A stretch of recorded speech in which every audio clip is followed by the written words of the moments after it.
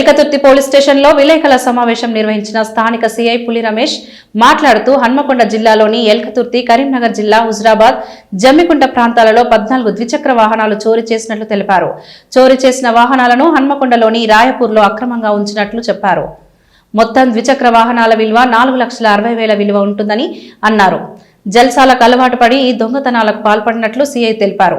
5 వ్యక్తులు ముఠాగా ఏర్పడి ఈ చోరీలు చేసినట్లు తెలిపారు. నిందితుల్లో 3 మైనర్లు ఉన్నారు.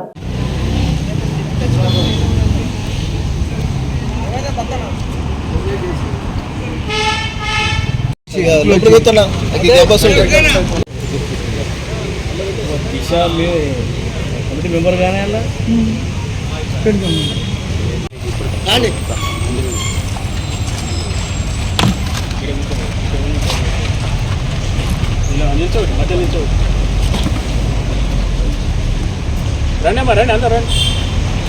ఓకేనా?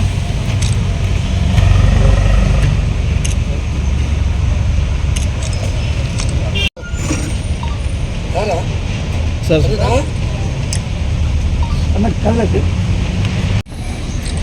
మాట్లాడు.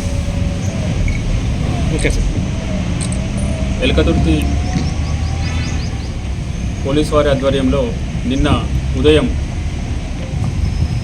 ఏకతుర్తి గవర్నమెంట్ హాస్పిటల్ వద్ద వాహనాల తనిఖీ చేస్తున్న సమయంలో అనుమానాస్పదంగా 3 మైనర్లు బైకుల మీద పోతుంటే వాళ్ళను ఆపి వాళ్ళను చెక్ చేస్తుంటే ఆ బండి నెంబర్ల ఆధారంగా ఆ బైకులు మాకు థెఫ్ట్ కాబడిన బైకులాగా తెలిసింది.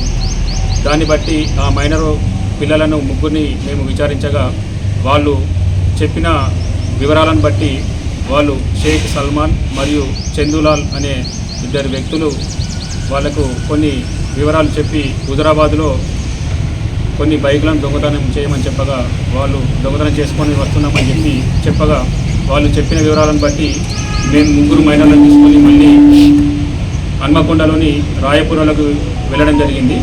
ఆ రాయపూర్లో కూడా ఈ సల్మాన్ ఇంటి వద్ద మాకు చందులాల్ ఉన్నాడు. సల్మాన్ మరియు చందులాల్ దగ్గర మాకు మొత్తం 11 బైకులు రికవర్ కావడం జరిగింది.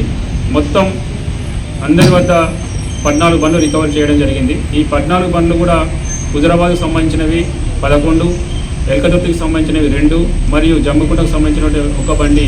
ఈ మొత్తం 14 బండ్లను కూడా ఈ 5 వద్ద నుంచి రికవర్ చేయడం జరిగింది.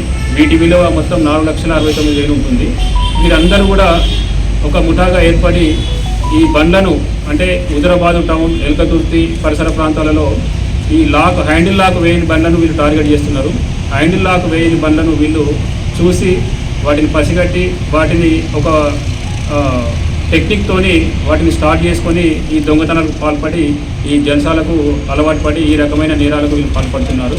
సో అందరి వాహనదారులకు కూడా పోలీసు వారి విజ్ఞప్తి ఏంటంటే బైక్ లాక్స్ కూడా ఒకసారి మీరందరూ కూడా హ్యాండిల్ లాక్ ఉందా లేదా బైక్ పార్కింగ్ చేసే ముందు కంపల్సరీ చెక్ చేసుకోవాలి. ఈ విధమైన నేరాలు జరుగుతున్నాయి కాబట్టి వాటిని నివారించే విధంగా కంపల్సరీ ప్రతి బైక్ లాక్ హ్యాండిల్ లాక్ ఉండే విధంగా చూసుకోవాలి అని చెప్పి మా పోలీస్ శాఖ వారి తరఫున విజ్ఞప్తి చేస్తున్నాము. వీరందరినీ కూడా ఈరోజు మేము కోర్టులో ప్రవేశపెడతాము, అరెస్ట్ చేసి కోర్టులో ప్రవేశపెడతాము. Thank you.